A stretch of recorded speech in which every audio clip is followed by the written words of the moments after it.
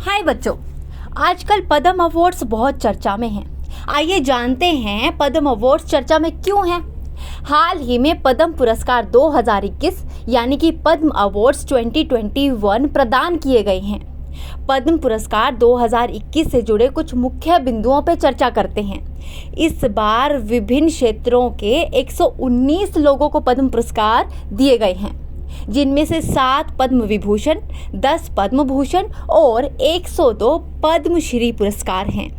वर्ष 2021 के पद्म पुरस्कारों में 29 यानी कि 29 गर्ल पावर यानी कि महिलाएं भी शामिल हैं। इसके अतिरिक्त इन पुरस्कारों में विदेशी श्रेणी यानी कि NRI, PIO और OCI में 10 लोगों को शामिल किया गया है। वहीं 16 लोगों को मरणोपरांत यानी कि मरने के बाद पद्म पुरस्कार प्रदान किए गए हैं, जबकि एक व्यक्ति को ट्रांसजेंडर की श्रेणी में भी पद्म पुरस्कार दिया गया है। वर्ष 2021 के पद्म पुरस्कारों में जापान के पूर्व PM Shinzo Abe, singer SP Balasubrahmanyam, Tarun Gogoi, मरणोपरांत रामविलास पासवान और सुमित्रा महाजन जैसे नाम शामिल हैं। आइए अब पद्म पुरस्कारों के बारे में कुछ और जानते हैं। देश के सर्वोच्च नागरिक पुरस्कारों में से एक पद्म पुरस्कार है। क्या आपको पता है देश का सर्वोच्च नागरिक पुरस्कार कौन सा है? देश का सर्वोच्च नागरिक पुरस्कार है भारत रत्न, और भारत रत्न के बाद नंबर आता है पद्म पुरस्कारों का।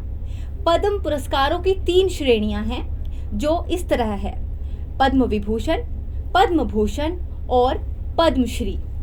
भारत रत्न के बाद पद्म विभूषण दूसरे नंबर पे और पद्म भूषण तीसरे नंबर का नागरिक सम्मान है। ये पुरस्कार विभिन्न विषयों, गतिविधियों के क्षेत्रों अर्थात कला, सामाजिक कार्य, सार्वजनिक मामले, विज्ञान एवं इंजीनियरिंग, व्यापार एवं उद्योग, चिकित्सा, साहित्य, शिक्षा, खेल, नागरिक सेवा आदि में प्रदान किए जाते हैं।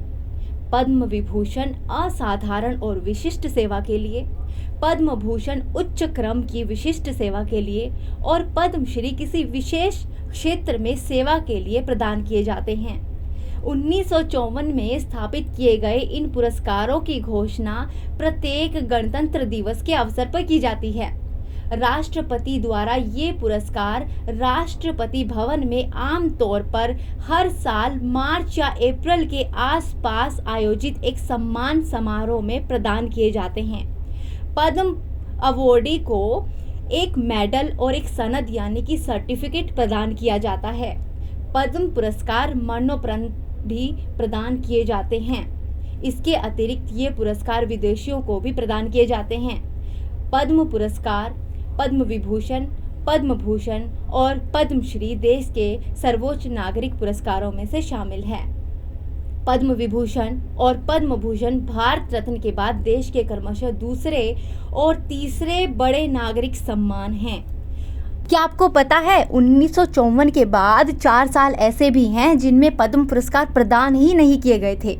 वो 4 साल है 1978, 1979, 1993 और 1997। 2021 में किसी को भी भारत रत्न पुरस्कार नहीं दिया गया है। अब आपको बताते हैं कि पद्म पुरस्कार देने का प्रोसेस यानी कि प्रक्रिया क्या है। अलग अलग राज्यों से अलग अलग विशिष्ट व्यक्तियों के नाम नॉमिनेट किए जाते हैं। यही नॉमिनेट किए नाम अवार्ड कमेटी के सामने रखे जाते हैं। इस अवार्ड कमेटी के सदस्य कौन कौन होते हैं?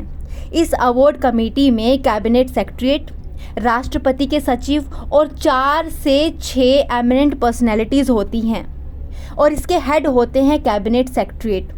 फिर यही कमेटी रेकमेंड करती है अपने नाम प्रधानमंत्री और राष्ट्रपति को, और फिर पद्म अवार्ड प्रदान किए जाते हैं राष्ट्रपति के द्वारा।